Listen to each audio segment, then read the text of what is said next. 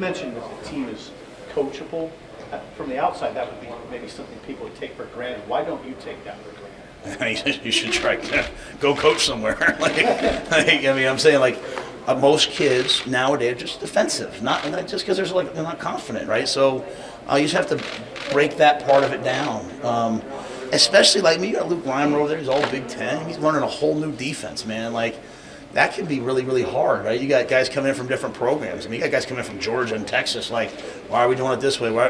But we don't have a lot of that. So I would just say there's just a really good core of kids on this. I say kids, really good core of men on this team who do things right. And I know I said this, and people probably hear things I say, and they don't know why I'm saying it.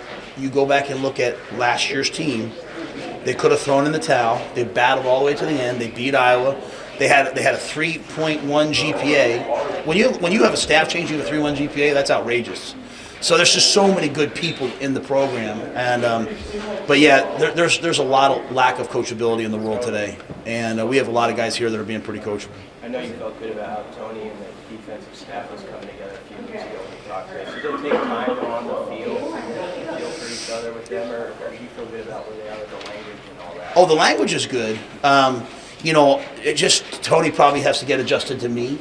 And, in the way that probably some of the things that I'd like to have done, and I'm getting adjusted to Tony, right, in the way he does some things. So I think there'll be a melding. To me, it's not everyone always focuses on the scheme.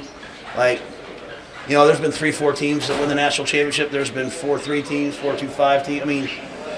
To me, it's really about how you do what you do. So the standards of the way that we practice, the way that we strip the ball, the way we move from drill to drill, those are the ones that are important to me. So we literally I take notes. You guys will be at practice, I'm assuming, at some point. I take notes the whole time on my phone, and then we go in and we meet, and I say, now let's talk about this. Tell me why we're doing that.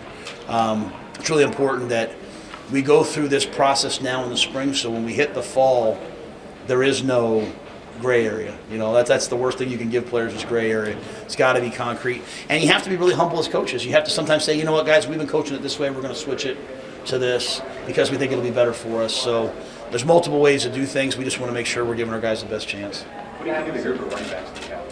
I like our backs. Gabe Irvin's probably been one of the stars of the off season. He's one of the fastest guys on the team at 221 pounds, 222 pounds. To me, he can hopefully be that battering ram that puts games away. Again, 4 times last year had the lead in the third, going into the fourth, or in the fourth quarter. And so, I'll never get used to that. To me, it's we're always going to preach a fourth quarter shutout. And fourth quarter shutouts are helped by the offense when you can have 75 yards rushing in the fourth quarter. So those are things that we believe in. And I think Gabe has had a sensational camp. AJ's got a ton of talent. AJ, obviously played a little bit, then got hurt last year. I'm excited to see what he can do. Ramir Johnson, when I go back and watch the tape over the last 2 years, he's a guy that consistently flashed to me. He's healthy. He's doing a really nice job. And I'm just trying to think if there's and then I think Emmett's had a really good spring. Anthony Grant's not with us right now. I've suspended Anthony until such time as I feel like he's ready to rejoin the team. Working on just academics and just general things with him. Nothing bad other than just sort of our standards as a program. So Anthony's not practicing with us today, and that'll be day by day. Good kid, just have to get him going in the right direction. Matt, is Chris Hickman practicing? Chris Hickman is not on the team. Tyreek Johnson's not on the team. Is it nice to? And neither one of both those guys on their own. Yes, sir. Was it nice to get back out on a practice field and play football for the first time?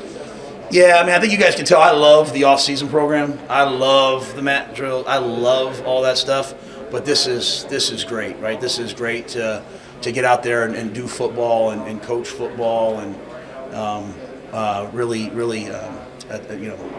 watch these guys kind of build their craft, right? And then just try to help them, man. Understand. I was talking to one of the guys in here. He's a freshman and he's getting a little frustrated today. I'm like, do you want to play in the NFL? He's like, yes. I'm like, how far away is that? It's 4 years away. We're ready to just think about a doctor, man. Like he's learning all these little things that lead him to being a doctor over 4 years. Just just get a little bit better. So it's fun to kind of turn it into football, but it's also fun just to get out there with the guys, man. This is the University of Nebraska.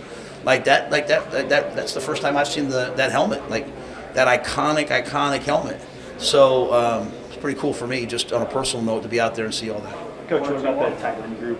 Reed Gilbert, Thomas Fidoni, can you just talk about how they... Yeah, Fidoni's mad at me right now because I'm limiting what he's doing, and, he's completely healthy, but I'm just going to limit him all spring. We got to get him to the season, and I always believe it takes a long time for an ACL to truly heal. So I'm kind of, picking my spots. So he's mad, but that's what I love about him. He's competitive. Gilbert's kind of learning as he goes, right? I mean, he's a big physical kid. We've been really happy with, Borkacher and Lindemeyer. Those guys have played a lot of football, right? The AJ's done a nice job. He's learning. Chase Androff, James Carney's no longer on the team as well. He's left the team. So, but those guys are all doing a good job. Franklin's not doing a nice job. So that's a good group. They're a big physical group. We moved Brody Tagaloa, who had been with the tight ends last year. We moved him over to the defensive line, even though he's limited during training camp. And a guy that I think's had a really good camp, winner, is Jake Applegate. He's coming off surgery. He's up to about 237 pounds. His GPS times are pretty fast.